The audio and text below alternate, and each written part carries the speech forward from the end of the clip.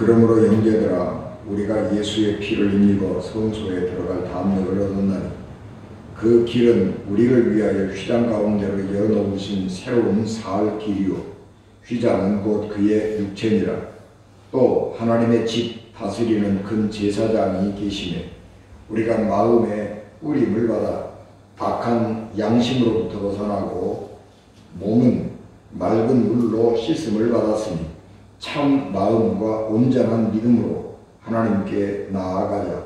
또 약속하신 이는 믿으시니 우리가 믿는 도리의 소망을 움직이지 말며 굳게 잡고 서로 돌아보아 사랑과 선행을 격려하며 모이기를 패하는 어떤 사람들의 습관과 같이 하지 말고 오직 구원하여 그날에 가까움을 볼수록 더욱 그리하자. 아멘. 기도하겠습니다.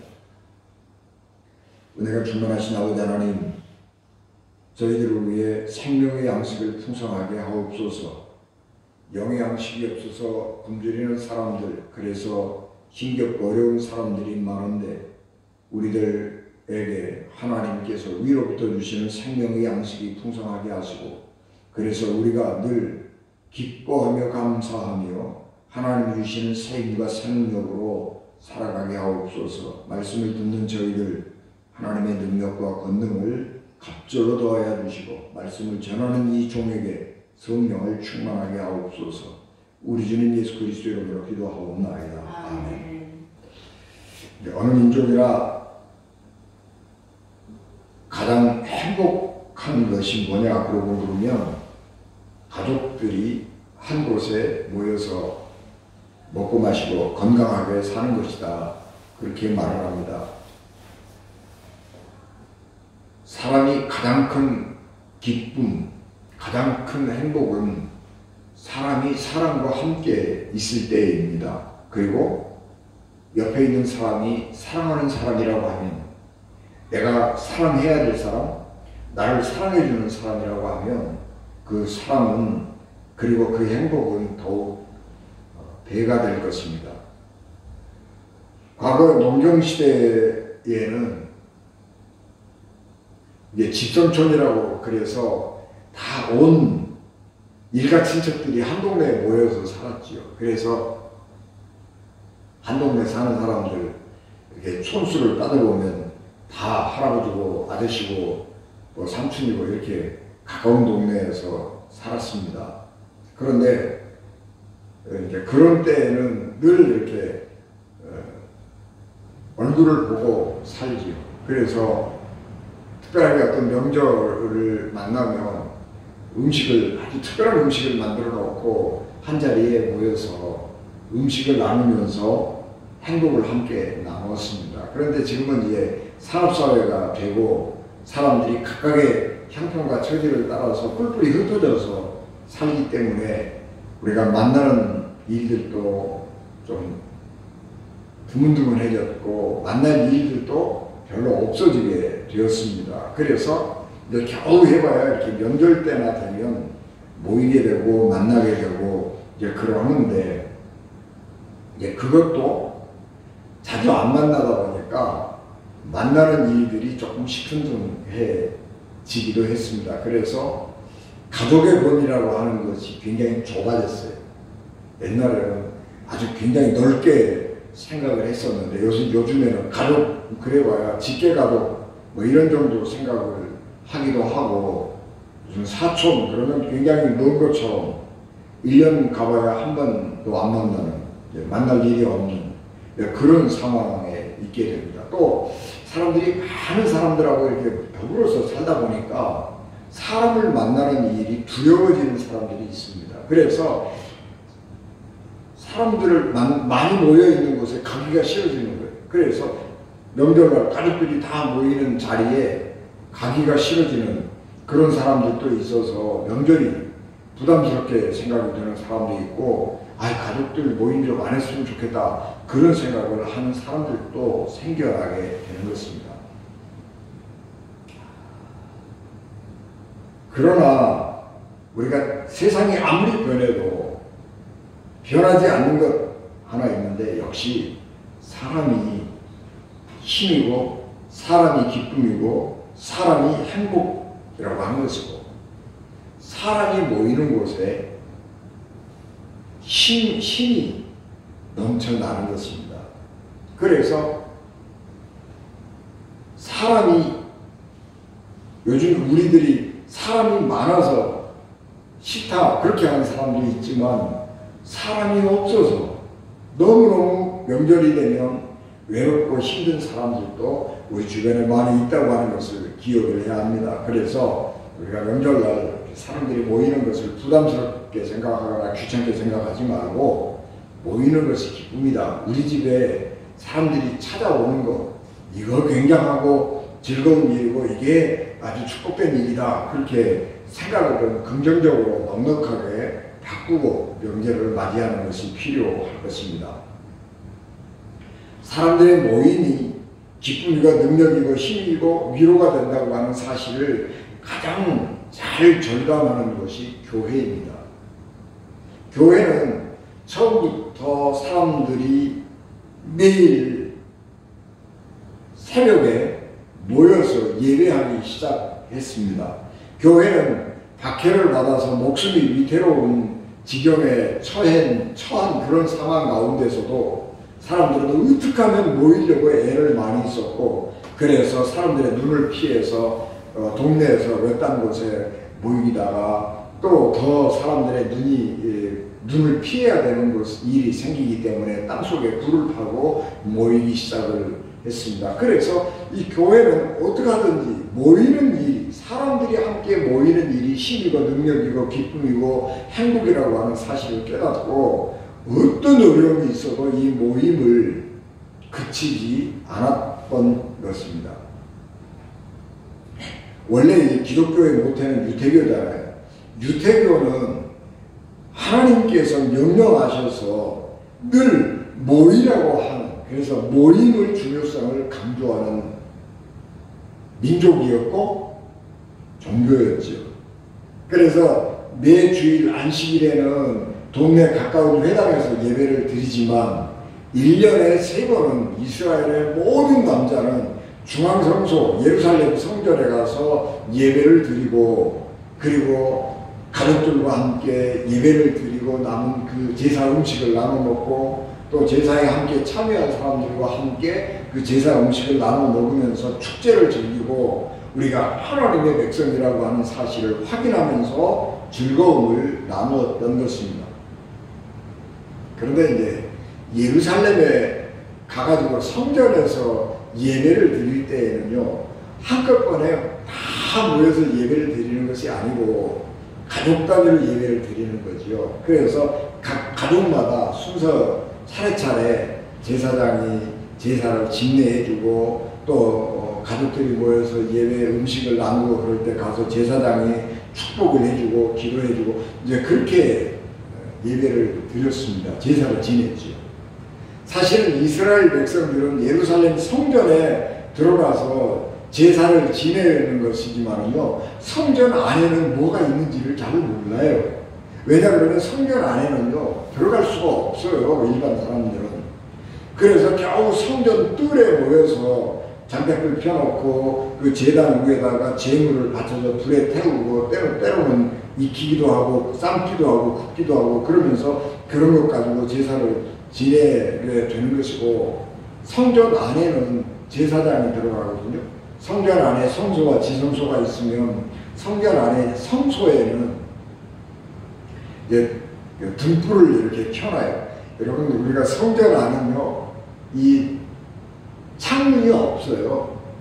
성막은 창문이 없는 깜깜한 텐트라고요. 그러니까 거기다가 등잔으로 기름을 이렇게 등잔불을 켜놓는데 하루에 아침에 한 번씩 제사장이 들어가서 등잔불 심지도 정리해주고 또 그 등잔에 기름이 떨어졌으면 기름도 부어주고 그렇게 해서 하루에 한 번씩 성소에는 들어가는 것입니다. 그런데 성소 안쪽에, 더 깊은 안쪽에 하나님의 법궤가 안치되어 있는 지성소가 있는데 그 지성소에는요 아무것도 없어요. 거기에는 불빛도 없어요. 그러니까 1년에 대제사장이 한 번 그 짐승의 피를 가지고 들어가서 정결의식을 행하는데 지성소 안에 깜깜하고 불도 없고 창문도 없고 아무것도 없는 아주 캄캄한 곳이잖아요. 그래서 모세가 솔로몬이 주께서 컴컴한 데 계시겠다고 말씀하셨지만 그러는 거예요. 그 법궤가 있는 곳은 아무것도 없어요. 깜깜한 곳이에요. 그래서 대제사장이 지성소에 들어가기 위해서 휘장을 이렇게 잠깐 젖히면 성소에 있는 불빛이 이렇게 안으로 잠깐 비쳐서 아, 저기가 하나님의 법궤가 있구나, 그런 것을 알고 이제 제사장이 들어가서 더듬더듬 성전에 그 지성소에 짐승의 피를 뿌리고 정결의식을 하고 나오는 거예요. 그런데 깜깜한 데서 더듬더듬 정결의식을 행하고 나오다가 잘못하다가 법궤를 발로 차버린다든지 손으로 어떻게 만진다든지 그러면 하나님의 법궤를 만지면 죽는다고 생각을 했잖아요.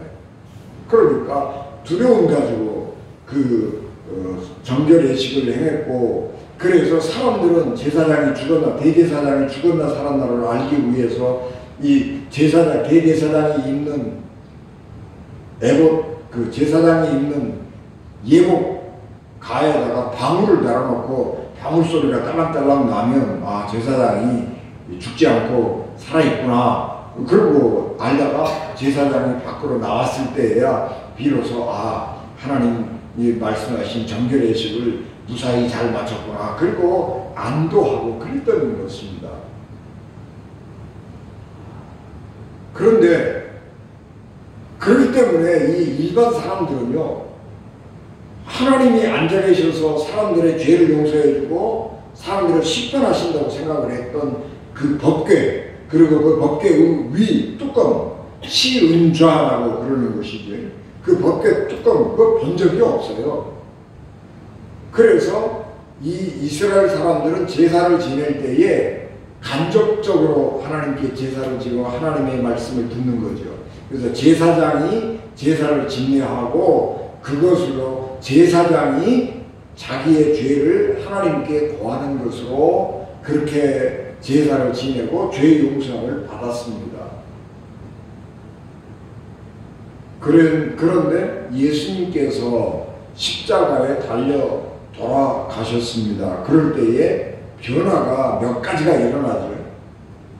땅에서는 지진이 나고 무덤들이 열리고 죽은 자가 살아나는 그런 기적이 일어났습니다. 그리고 성전 안에서는 성소와 지성소를 가르는 휘장이 위로부터 아래까지 쭉 찢어져 버렸습니다. 그래서 사람들은 두려워서 가까이 가지도 못하고 대제사장도 1년에 한 번 겨우 들어가서 조심스럽게 두렵고 떨리는 마음으로 정결 예식을 행하고 나오던 그 법궤가 환하게 드러나 버렸어요. 이제 성소에 있는 등불 빛에 비추어서 지성소가 법궤가 완전히 드러나 버렸어요. 그래서 이제 모든 사람들이 하나님이 계신 곳을 밝히 볼 수 있게 된 것입니다. 그래서 예배가 변하는 거예요. 특별히 로마가 예루살렘을 함락하고 예루살렘 성전 완전히 파괴시켜 버렸잖아요. 그래서 성전이 완전히 파괴되어 버리니까 이 유대인들이 제사할 곳이 없어져 버렸어요. 그래서 유대인들이 야, 우리 어디 가서 제사를 지내야 되냐, 이제 우리는 어떻게 하나님을 섬겨야 되느냐, 이렇게 당황하고 어찌할 줄을 몰라 하고 있을 때에 하나님의 사람들은 마가의 다락방에 모여서 예수님의 명령을 따라서 말씀을 따라서 기도하고 있던 사람들에게 성령이 불같이 임했는데 그 사람들은요, 성전이 없어졌거나 있어졌거나 그게 아무 상관이 없는 거예요.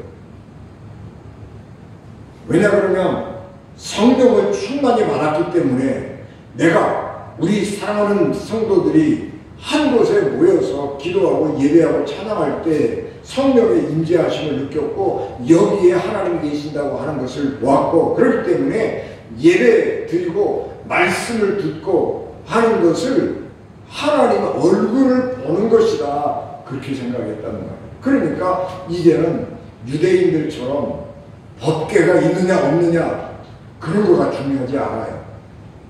우리가 모여서 하나님의 말씀을 듣고 하나님을 예배하는 것은 하나님의 얼굴을 보는 것이고 하나님께서 성령을 충만하게 부어주시기 때문에 예배하고 모일 때에 기쁨이 충만하고 새 힘과 새 능력을 얻게 된 것입니다.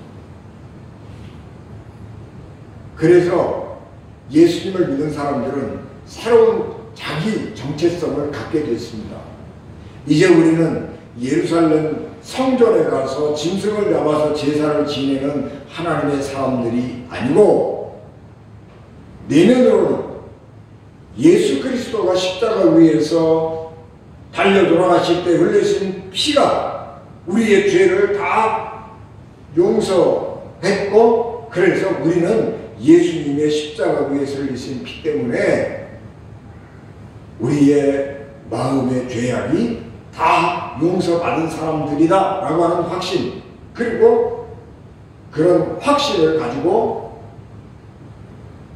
정결한 물로 깨끗하게 씻는 세례를 받고 내가 이제 하나님의 거룩한 사람이 되었습니다. 그리고 선언하고 성찬식에 참여하는 사람들이 된 거예요. 그래서 이 교회, 초대교회 사람들은 옛날에는 하나님께서 이스라엘을 통해서 하나님의 역사를 이루었다고 하면 예수님의 십자가 부활 승천 사건 이후에는 예루살렘 성전이 완전히 멸망을 당하고 이스라엘이 완전히 뿔뿔이 흩어져 버린 이 상황에서 그리스도인들은 영적 이스라엘이기 때문에 이제 이 영적 이스라엘인 교회가, 우리 그리스도인들이 하나님의 나라를 확장하고 하나님께서 하셨던 일들을 대신해서 이스라엘을 대신해서 나가야 된다, 그런 자의식을 가지게 된 것입니다. 그래서 우리는 영적 이스라엘이라고 하는 것,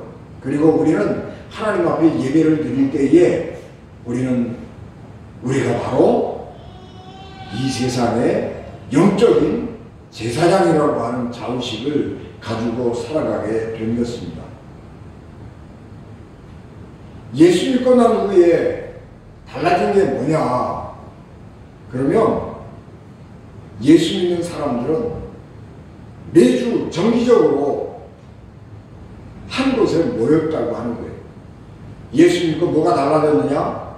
그러면 시간을 정해놓고 어디론가 가는 거예요. 그게 예수 믿는 사람의 가장 큰 특징이에요. 예수 믿는 사람이 내가 예수 믿는 사람이라고 하는 것을 만인에게 드러내는 것은 세례를 통해서 내가 공개적으로 이제 예수님을 믿는 사람이 되었습니다 라고 말하고, 내면으로는 나는 예수 그리스도로 인해서 내 죄를 용서받은 사람입니다 라고 하는 것이지만, 일상생활 속에서 예수 그리스도의 사람들은 뭐가 다르냐 그러면 일요일만 되면 교회로 가서 모여서 예배 드린다는 거예요. 그것이 가장 큰 특징이에요. 옛날에 예수님을 믿기 전에는, 과거에는 육신의 향락을 위해서 육신의 향락이 있는 곳에 가서 모였습니다. 그래서 거기 가서 술도 먹고 즐기고 음주가무를 즐기고 그러고 살았어요. 그런데 예수님을 믿고 난 후에는 옛날에 즐겨가던 육신의 향락을 위해서 놀이하던 그런 모임에는 가지 아니하고 하나님의 이름으로 모이고 하나님께 예배하는 사람들이 있는 곳에 가서 예배드리고 돌아오는 사람이 된 것입니다. 그래서 예수 그리스도인의 특징은 뭐냐? 매주 한 번씩 아니면 매일 새벽에 교회에 가느냐 안 가느냐 이거 가지고 그 사람이 예수 믿는 사람이냐 아니냐 그런 거를 분별하게 된 것입니다.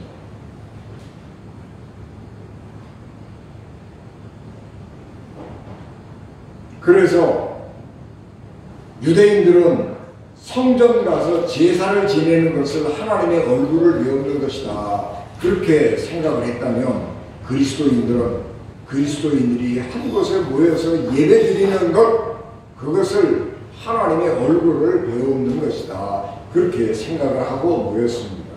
그래서 기독교인들은 예배를 목숨처럼 귀하게 여기고 어떤 어려움이 올지라도 그 예배를 쉬지 않고 드렸습니다.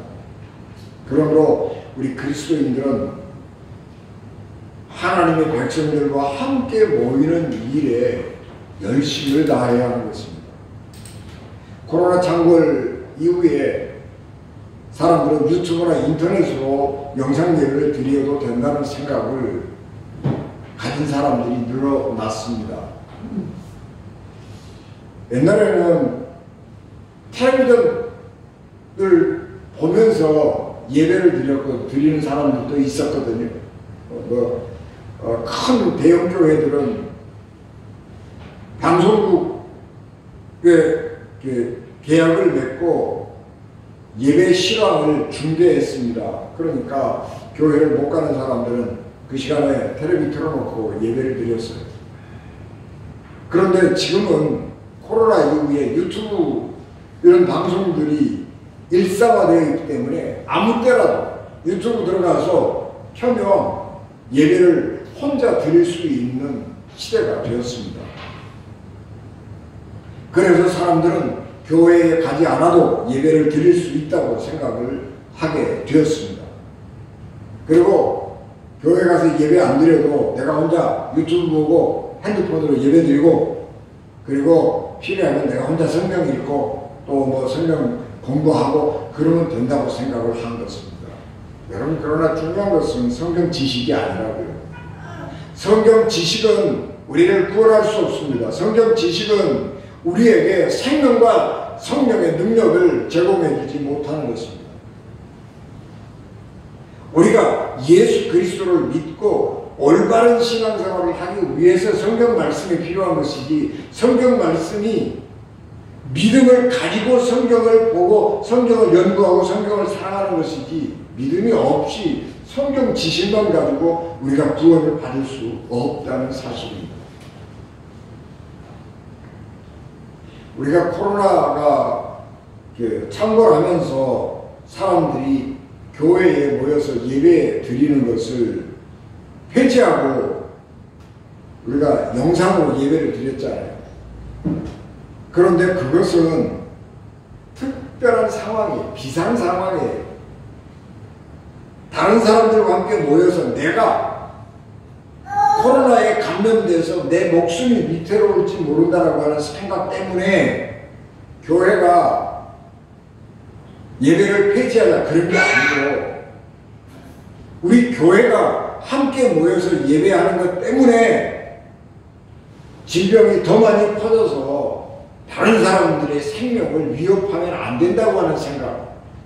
내가 생명의 위협을 느낀다는 생각이 아니라 나 때문에 다른 사람들이 질병에 감염돼서 생명의 위협을 느끼게 해서는 안 된다고 하는 것 때문에 예배를 준비하고 영상으로 예배를 드릴 수 있도록 한 것입니다. 그것은 그런데 정상이 아니고 비상사태예요. 비상사태.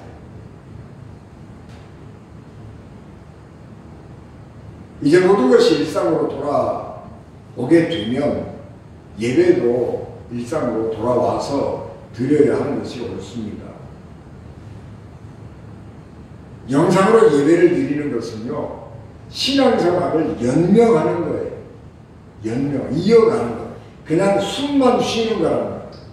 하나님께서 이스라엘 백성들에게 40년 광야를 지나는 동안에 만나와 메추라기를 주셨습니다.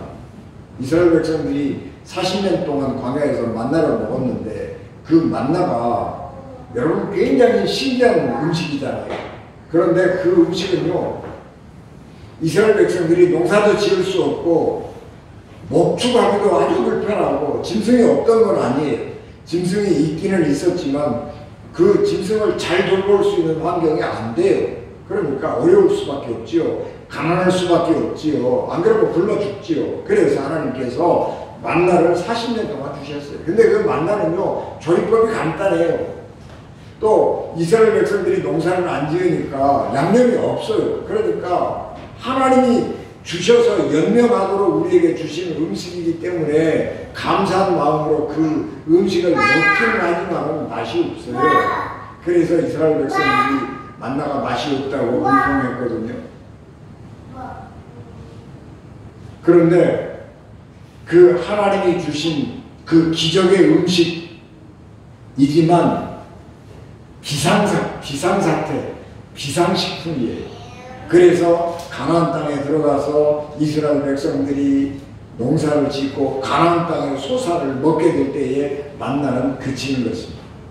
여호수아 5장 11절 12절 6월절 이튿날에 그 땅 소사를 먹되 그날의 무교병과 볶은 곡식을 먹었더니 그 땅 소사를 먹은 다음 날에 만나가 그쳤으니 이스라엘 사람들이 다시는 만나를 얻지 못하였고 그 해에 가나안 땅의 열매를 먹었더라.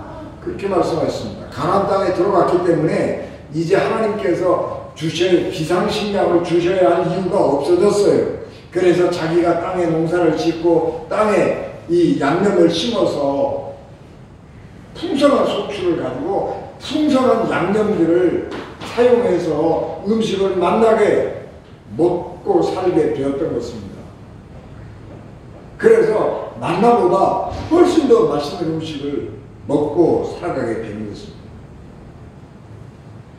지금 우리는 더 이상 코로나가 우리의 생명을 위협하는 질병이 아니죠.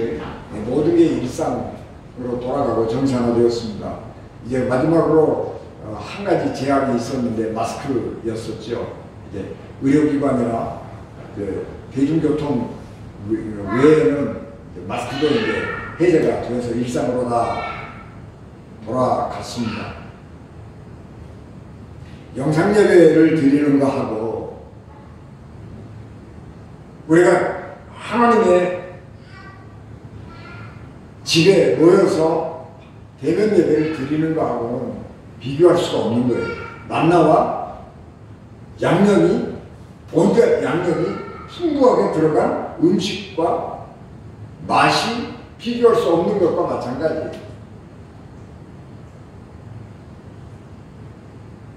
하나님께 예배를 드린다고 하는 것은요, 정말 신기한 거예요.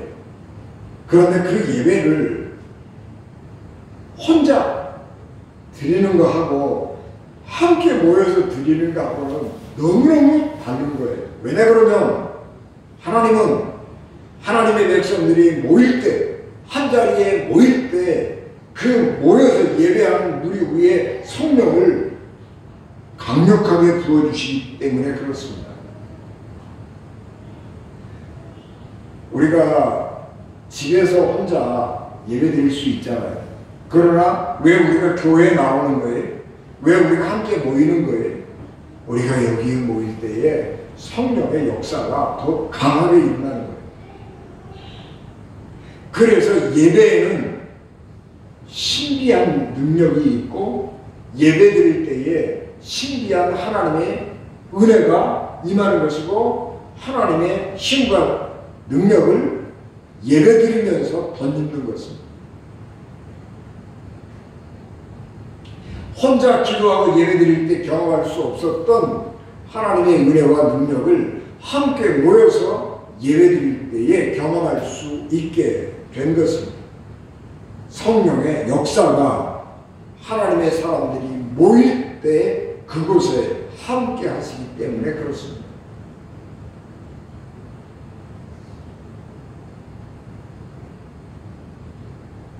그래서 예배에 정기적으로 참석하는 사람의 신앙과 정기적으로 예배에 참석하지 않는 사람의 신앙은 다른 것입니다. 하나님께 직접 나아가는 길이 예수 그리스도 안에 있고 그리고 그 길은 예배라고 하는 것을 잊어서는 안 되는 것입니다.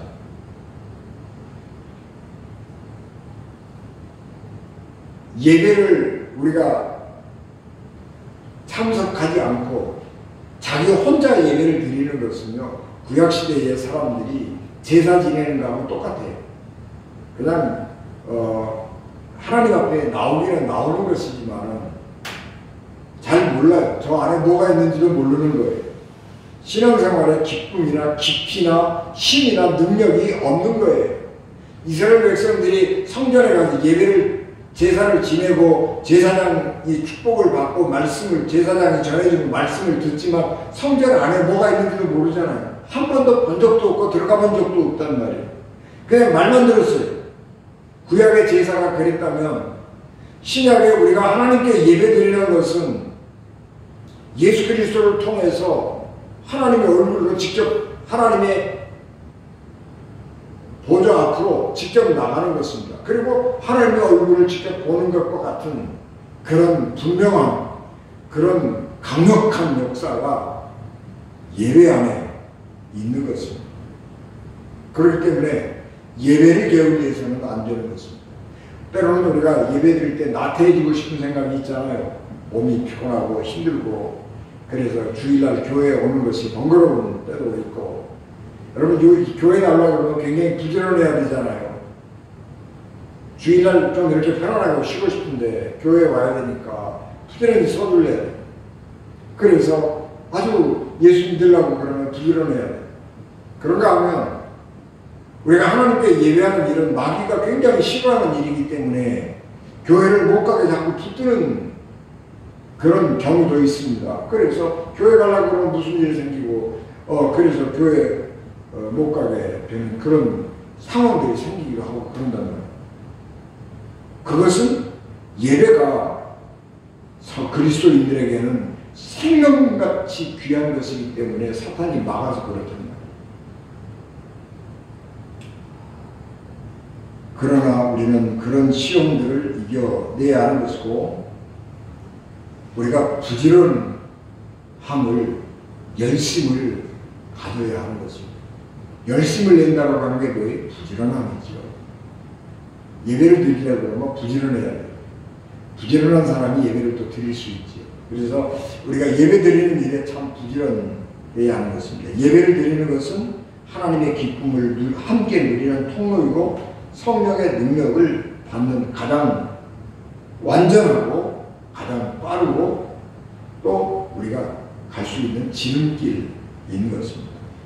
명절에 모일 때에 사람들이 온 가족이 모일 때에 즐거움이 배가 되고 행복을 우리가 더 많이 느낄 수 있는 것처럼 우리가 주의 이름으로 한자리에 모여 하나님을 예배할 때에 하나님께서 우리에게 은혜와 성령의 능력을 부어주시고 우리에게 더 크게 역사하신다고 하는 사실을 우리가 기억하고 우리가 그래서 예배하는 사람이 되어서 이 땅에서 핏된 삶을 살길 바랍니다. 우리가 오늘 히브리서 말씀처럼 우리가 믿는 도리의 소망을 움직이지 말고 굳게 잡고 서로 돌아보아 사랑과 선행을 격려하며 모이기를 피하는 어떤 사람들의 습관과 같이 하지 말고 오직 구원하여 그날이 가까움을 볼수록 더욱 모이기에 힘쓰자라고 하는 이 말씀처럼 우리가 서로 격려하고 사랑하고 하나님 앞에 모여 예배하는 이 일에 더욱 힘쓰는 우리 은진가족 되시기를 주 예수 그리스도 이름으로 축복합니다. 기도하겠습니다. 은혜가 충만하신 아버지 하나님, 넘치는 은혜를 저희들에게 충만하게 하옵시고 예배할 때에 성령을 저희들에게 충만하게 하옵시고 예배할 때에 하나님의 교회를 강하게 붙들어 주시옵소서. 예수님 이름으로 기도하옵나이다. 아멘.